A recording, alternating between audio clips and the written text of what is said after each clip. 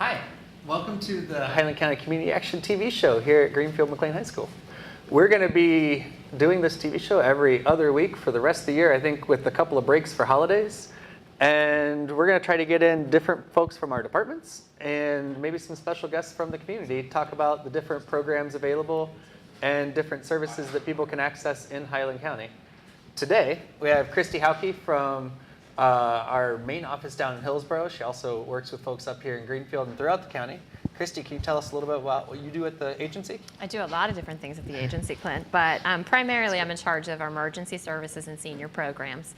The big one right now is emergency services as we move into the winter crisis heating season. As the temperature gets colder, folks are starting to struggle with their heating bills. And one of the things that we do is offer access to the state-funded winter crisis program, state HEAP and PIPP Plus. November 1st is when the program begins. We'll have the ability for folks to come in and apply for assistance, a one-time emergency payment for heating, specifically to stop a disconnect, start new service, purchase a bulk fuel like propane or wood, and just make sure that they're able to maintain heat or get their heat on while the temperature starts to drop. The program will run through March 31st, so people don't have to rush in thinking they need to get it right away. We're scheduling appointments up to 4 weeks ahead of time. That's as far out as we can go. And right now, we're fully booked for those 4 weeks. So we do take walk-ins. So if it's an emergency situation and you weren't able to get an appointment, you can absolutely come in as a walk-in. Those slots fill up really quickly each day, unfortunately. So the earlier you come in, the better. We open at 7:30. Really no point in trying to be here before 7 though. Just don't want you to have to stand out in the cold. You want to make sure that you do have all the required documentation when you come in, either for the appointment or a walk-in, and I can go over a little bit of that with you in a little bit. Okay.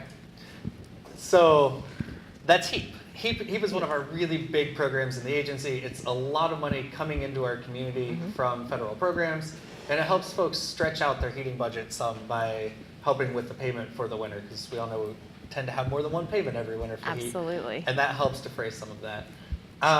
So you said folks can come into the office as a walk-in or as appointments.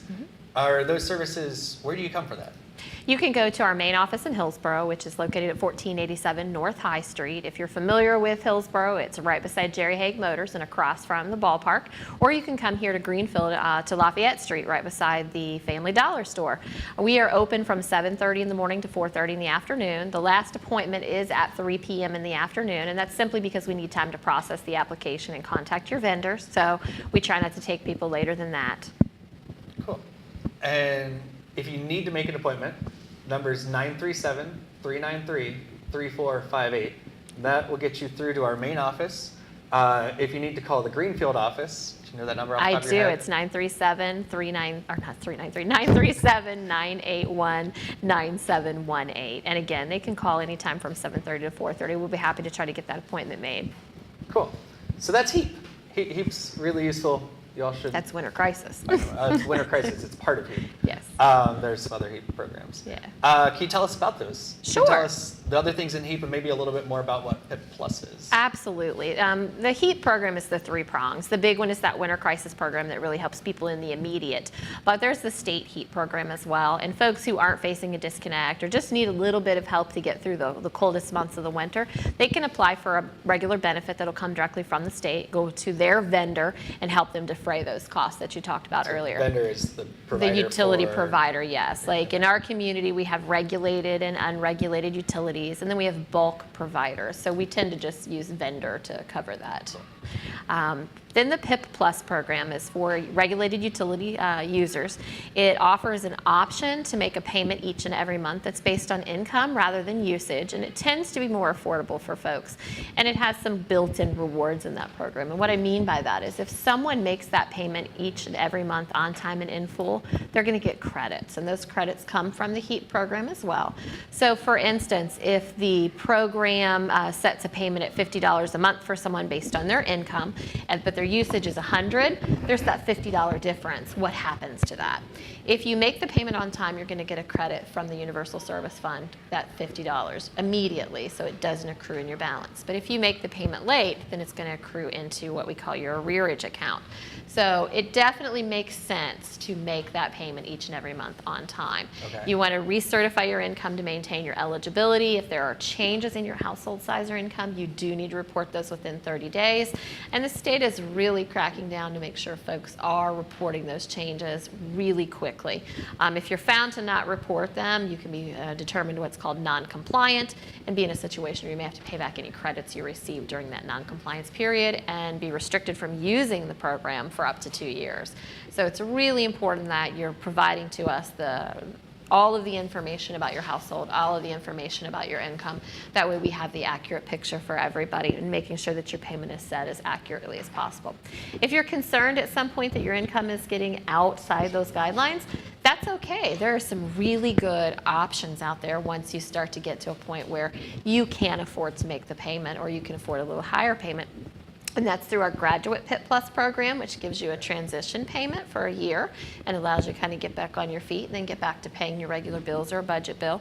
And then if you move out of the service territory, there's something called post-PIPP, which is a phenomenal program. So many people think that if they have an arrearage built up, then they just need to forget about that. Absolutely not. You want to give them a call, the utility company, and set up on that post-PIPP program, allowing you to make a year's worth of payments spread out just in the year, but the payment's based on a 5-year payment plan, so you're paying a very small payment. And at the end of the 12 months, you have completely eliminated any debt that you may have with that utility company. The credits are applying in that case, which is a phenomenal way for folks who are, either moving on, moving upward, getting better in terms of their self-sufficiency and their income levels, that they're able to do things a little easier for themselves. So, cool. So, it is. So PIPP. PIPP. So let me see if I can summarize Sure. what's going on with that. So if you need help paying your utilities bills, there's programs that can help. Mm-hmm. And you can call your utilities company or Community Action. We can get information to you. Absolutely. You can find out if you're eligible and what benefit it'll be. And also, if you already are on PIPP, you should make sure that you're reporting any changes in your income. Absolutely. Because that can get you into trouble down the road. And we can help you make sure that you're on the right kind of program at the right time, and that if you're moving off from one of those programs, that you're doing it in a way that is benefiting you best. Absolutely. Is that where we are? Yeah, that's Cool. where we are. So make sure that you're up to date on your PIPP stuff. If you filed a few years ago and haven't gone back and looked at it, it's probably a good time to give Community Action a call and talk to one of our folks down there and just make sure that everything's okay. Or call up your utilities company and make sure things are okay there. Absolutely. I think it's really important for folks to remember that HEAP offers such a wide range of benefits. There's a PIPP Plus, the winter crisis, and there's a summer crisis program during the hottest months of the season as well in that state benefit. During winter crisis season, what you're going to see is the ability to get up to $750 for a purchase of a bulk fuel like propane or fuel oil or kerosene. You may get up to $450 for coal or wood. We can pay up to $175 for regulated utility services to stop or start service, or stop, disconnect, or start service. And then you can get up to $550 for an unregulated utility. In our community, that's South Central Power and Adams Rural Electric. So, and also there's a benefit. If your furnace is not working, we can pay up to $500 to help get that furnace fixed and get your heat going. So I want folks to know that we can do what needs to be done to get their heat going and be the safest form of heat possible in their home. Okay. So if you're having trouble paying for heat this winter, or you think that you might, or you know somebody who is, have them give us a call. We can help with fuel purchases of all different sorts. We can help get you on a plan with your utility, and we can help maybe with furnace repair if you need it. So we're going to go to a PSA break here in just a second, and when we come back, we'll talk about some of the other programs. Thanks. Thank you.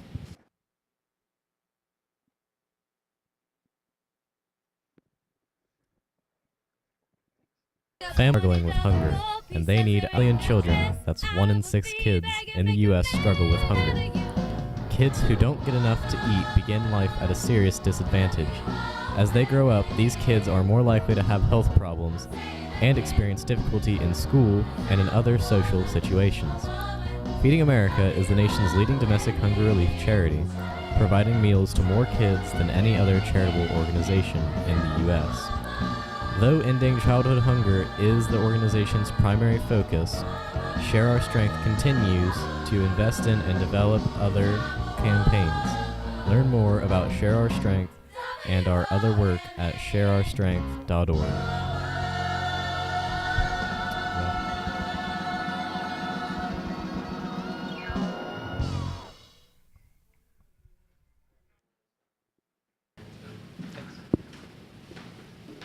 Hi, welcome back. Thanks for that break. While we were on break, we realized there are two more things we need to cover on HEAP. So I've got two more questions for Christi. First off, we talked about being income eligible for HEAP. What's that mean? Who's eligible? Absolutely. So what we base eligibility on is state guidelines of federal poverty. We're looking at 175% of the federal poverty guideline, and that fluctuates based on household size. So, you know, the amount that you can make, there's a maximum. We use gross income, that's before taxes. But we can exclude what you pay out for child support, health, dental, or vision insurance, short and long-term care, and health savings deposits. So there's some opportunity for some of the income that you've been making to be excluded, and you may find yourself eligible. I mean, for instance, a household of 4 for the year can make $43,925 and still be eligible for HEAP benefit, and that's for HEAP or winter crisis, summer crisis. For PIPP, it's a little different. It's a little bit of a smaller income guideline at 150% of federal poverty guideline, and I apologize, I don't have a specific number for that today, but anybody that has a question, they can find these numbers on our website at www.hccao.org, or they can give us a call at the numbers we mentioned earlier. They can stop in one of the offices, and there's posters up. They can pick up a sheet of paper that gives that information, easily accessible. So that's income guidelines. One other quick question about HEAP, and then we'll get to some other things. What documents do you need to bring with you when you come? Right, so the documentation is pretty standard for our program. It is standard, it's set by the state. We have to have picture ID for the main person applying. We need to prove that you are who you say you are. We need social security numbers and dates of birth for everybody who lives in the household. And when we say household, that's everybody who's using that same heating system. Even if they're quote unquote not helping you with the bills, they're still getting a benefit from being there in that electric service, natural gas, or the propane, or whatever you're using. We need to have documentation of income. We're looking now at the most recent 30 days of income, and that's it, unless someone is self-employed or seasonally employed. And in those two cases, you are required to bring in 12 months of income. If you have no income at all in the household, and it's been a long time since you've had income, there may be some additional requirements. So if you have questions at all, we recommend that you call us or go on our website to get a detailed list of that information. You do need to bring with you your most recent electric bill, because we have to make sure that your electric service is in good standing before we can purchase another fuel, because your furnace runs on both of those things. It needs electric to power as well as the fuel to ignite. So I don't think that you can get away with not bringing that in. We do need it. If you rent your home, we need the name, address, and phone number for your landlord. If there's someone who's disabled in the home, we need documentation of that disability. And if you receive assistance from Job and Family Services of any kind, we need that case number. Finally, there may be additional information required as we delve into the application. So again, if you have any questions at all, please give us a call so we can go over the details and get your specific information so that you bring what you need in that first time you come in to see us. Okay. So check the website or give us a call for the documents you need, and then maybe give us another call once you have them all rounded up to make sure before you come in, so that you don't get in and then have to go home and get some new things and make a new appointment. Right. And we're going to do everything Thanks. we can to help. So Sure, as we do. Yeah. Cool. All right. We've got a few more minutes, so let's talk a little bit about what other services are available through your Department of Community Action. Can you tell me just a quick run through of some of the other things that folks can come in for assistance? Absolutely. Our agency works a lot with different programs and services, and we run a diverse set of programs for many, many people in the community. In the departments that I'm in charge of, emergency services, that HEAP is the big one, and that's what most people know. But we also have an emergency food pantry, and that's where we can provide a limited amount of food to households to help them kind of bridge a gap. It's basically enough for 3 days, 3 meals for each person in the household each of those days. It's minimal, but it does help to kind of supplement someone's income, especially when it comes to their food budget, which is sometimes where folks make really I hate to say bad decisions, but I don't mean that as a bad thing, but that's kind of where they have control in their budget. So they'll elect to purchase maybe foods that aren't quite so healthy or not as many foods as they might need. So supplementing that through our food pantry is extremely helpful. We also have a transportation program which can provide transportation to and from medical appointments for those over age 60. We can also do it with a subcontract through FRS for those who are covered by medical card. And we do run reasonably within the state. We go as far as Columbus, Chillicothe, Dayton, Cincinnati. We can go a little bit further in certain circumstances, but we have to think reasonably what can we accomplish in a day. So. We also provide a full spectrum housing counseling program, which is pre-purchase education for those seeking to buy a home for the first time, or maybe not the first time, post-purchase to kind of help you maintain that house after you've got this great asset that's really going to help you out, foreclosure intervention if you feel like maybe things aren't going quite as well as they should be and you just need a little help to kind of keep that house. And we also do financial capability and rental education. So we're really looking to make sure that people are as financially stable as they possibly can be, no matter where they are in terms of their life. We also provide access through the Ohio Benefit Bank to services such as food stamp application, a medical card application, child care subsidies, all of those supplemental programs there just to help kind of support a family as they're trying to make ends meet and move themselves as effectively forward as they can. The Benefit Bank also has access to tax filing, which is really great. We're not paid tax professionals, and we try to make sure everybody knows that. So we can't answer specific questions or advise someone on how they should answer questions or how they should file their taxes, but we're all trained to use this software system, which is free for those. For a married couple, they can make up to $95,000 a year and qualify for this free service. And it does federal and state taxes, school district taxes as well. So that saves folks a lot of money in terms of keeping money in their own pockets. It has been proven to bring back the maximum dollar amount to families as long as you're answering those questions correctly. So, we're going to give you an idea of what those questions are. There are some little links that we can link to on there. If you have questions, we can't give you advice again, but we're going to help you get those taxes filed as easily as possible for you so that you have as much money in your own pocket as possible. No point in giving it to somebody else when it should be yours, right? Sure. The senior programs that we offer are meals. We do a home delivery program, often known as Meals on Wheels, for homebound seniors to make sure that they have the nutrition necessary to remain independent in their home and a valuable member of our community. Additionally, we do the congregate site right here in Greenfield, and a lot of people forget that we have that. It's a really great place to go have a nice warm meal, some good company and fellowship, both with the staff that are there as well as the other folks that come and participate in that program. So it's really important that folks come out and you give us a shot. I think you'll have fun and you'll enjoy it. Finally, we have two fairly new programs. One we've had for a few years now that we started with that rural impact that I know we've talked about a few times, looking at 2-generation services. The Community and Family Navigator program, where you have a single point of contact to kind of help your family navigate all of these diverse systems that are in place in our community and around to really support you in your movement. And this person is going to be your advocate. This person is going to be your coach, and she's going to do everything she can to help you achieve some goals that you set for yourself. She's going to guide you along the way, and she's going to really be thoughtful and caring about what you want for your family. And our newest program, the Kinship Navigator program. I know with the opioid crisis, folks are really aware of all these children who have been displaced as families struggle with trying to overcome those crises.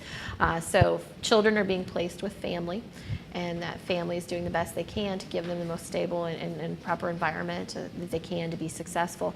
But sometimes they're not ready for that. And this kinship program is going to help navigate the systems, but also provide you access to some peer groups and mentorship to help the caregivers make sure that they have the resiliency necessary for themselves and the children, help making sure that the kids have their emotional competencies in place and they're hitting benchmarks developmentally, both emotionally, educationally, and physically. And also to maybe link you to some things that would provide some respite.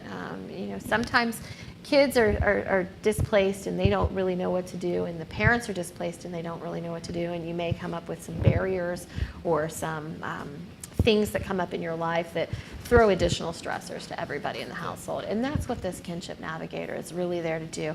again, like the community and family navigator, they're there to be your advocate, to be your coach, and to help you overcome those very significant barriers that you're facing. Cool. I really hope that we get to talk about that a little bit more, but I think we're going to have to do another show sometime and talk specifically about our community navigator and our kinship navigator. One thing I want to get in real quick before we wrap up, applications are available for Community Christmas. We work with the other programs throughout the county, so if you are in need of help for Christmas or you know folks that are, give us a call or go on our website and find out more about it.